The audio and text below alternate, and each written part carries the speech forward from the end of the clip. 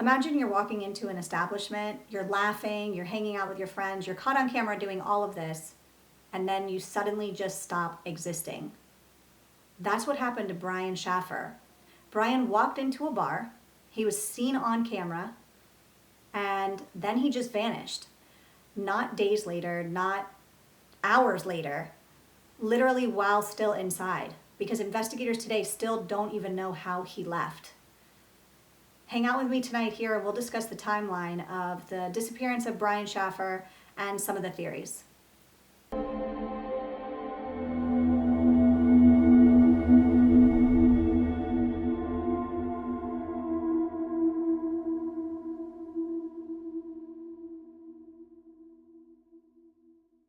Brian Shaffer was a 27-year-old medical student attending Ohio State University.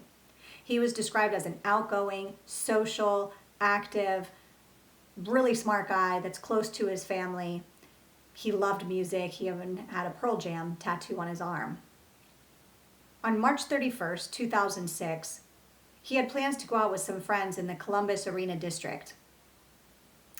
Before he met up with his friends, he went out with his dad to a local steakhouse. His dad reported that he did seem that he was pretty tired from probably pulling all-nighters and studying. Med school is pretty rigorous.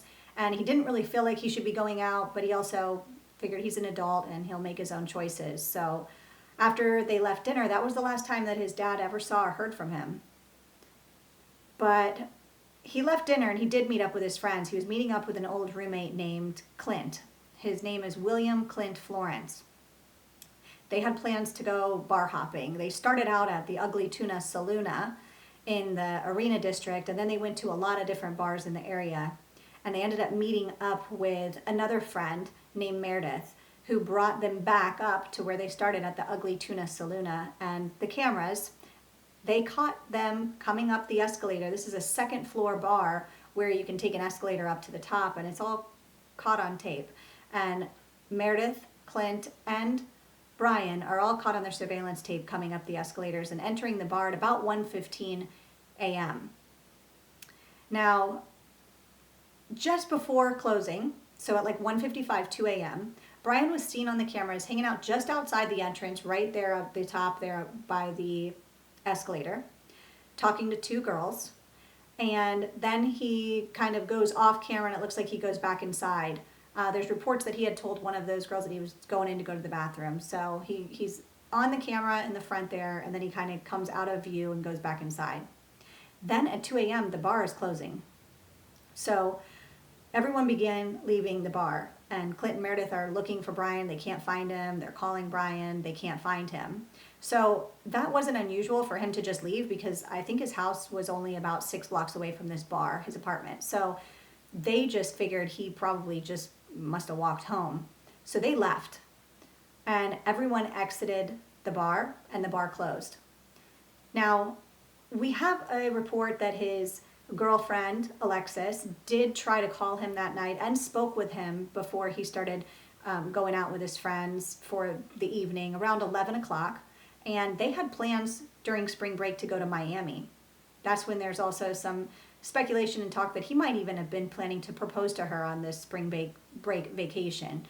So they talked. She was out of town in another city in Ohio, I believe Toledo, visiting her family, and they hung up and they were excited for their vacation that was coming up. But that next morning when she was trying to get in touch with him, he didn't answer. So she thought that was strange, but probably just thought that, he had a long night and he was hungover. So didn't really think of anything. His dad didn't hear from him that day either, which was odd. Didn't think of anything of it either. Really nothing like a missing person for an emergency. But then when Alexis went to the airport, because they're supposed to be going to Miami for this spring break vacation that they're excited about going on together to get away, he didn't show. And that's when she got worried and she realized that something was wrong. So that's when the missing persons report really got put in and they began looking for Brian. Brian was officially reported missing on April 2nd, 2006. So investigators reviewed all the surveillance footage. And like I said, Brian is seen coming into the bar and he's seen outside talking to people, but then There's nothing else. And they confirmed, the investigators confirmed that they spoke with every single person that was on that footage that left that bar. And every single person was accounted for except for Brian.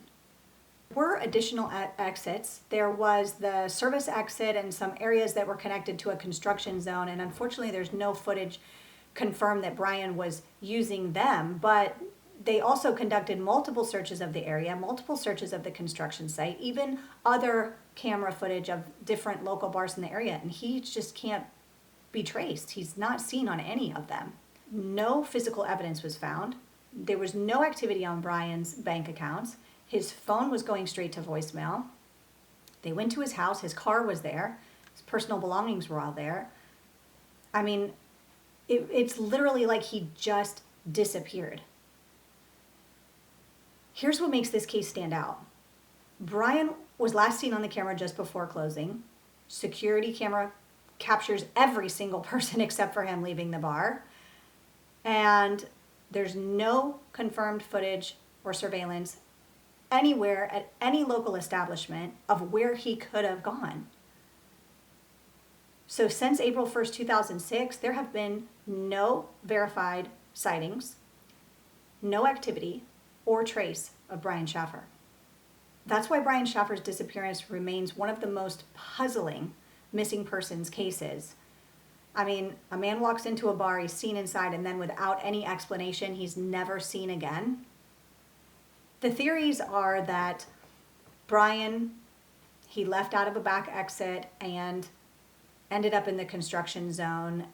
Possibly he was drunk, possibly he was so tired and he fell or something happened and he's underneath the rubble in the construction zone, which, I mean, yeah, of course, anything's possible, but why wouldn't we have found him, his remains, or any physical evidence to connect him to that? The other theory is that, he really didn't ever leave the bar, that he was met with some sort of foul play or something happened inside the bar with someone there and they disposed of his body somehow, like robbery, murder, something. But again, I mean, I don't know, that they searched that bar, they searched the area, and it's just, I don't know. The third one is that he meant to leave, and he meant to leave to either take his life because of the grief that he was going through from losing his mother, or that he just meant to leave to start a new life because he did really love music. He did have that Pearl Jam tattoo, and he had mentioned before to his girlfriend and friends that one day he just wanted to own an island and play his music and just live this kind of low-key life. But, I mean, he didn't take any money out. It doesn't have the phone turned on. He was planning on meeting up with his dad that weekend, planning on taking the Miami vacation with his girlfriend, planning on maybe even proposing to her like we've read in a lot of different reports. So I don't know about that at all. I mean, this one, it's just really, really tough to... The one that stands out the most to me is that he left out of a different exit and something happened. Something happened with someone and someone knows something. I don't think that he left on his own planning on vanishing. I don't think that he left on his own to take his life. I mean, absolutely, the loss of a parent is absolutely gut-wrenching, but he was out with friends. He was having a good time. He had plans coming up with his girlfriend, so I just don't see that. Obviously there's no foul play by the friend that was with him or anything because they're seen on the camera leaving. Their alibis checked out. They could be traced. So this one is just really, really a mystery. If you have any thoughts on what could have happened, let me know below. And if you're interested in more case breakdowns like this or even court and trial updates, make sure you subscribe. Have a great night.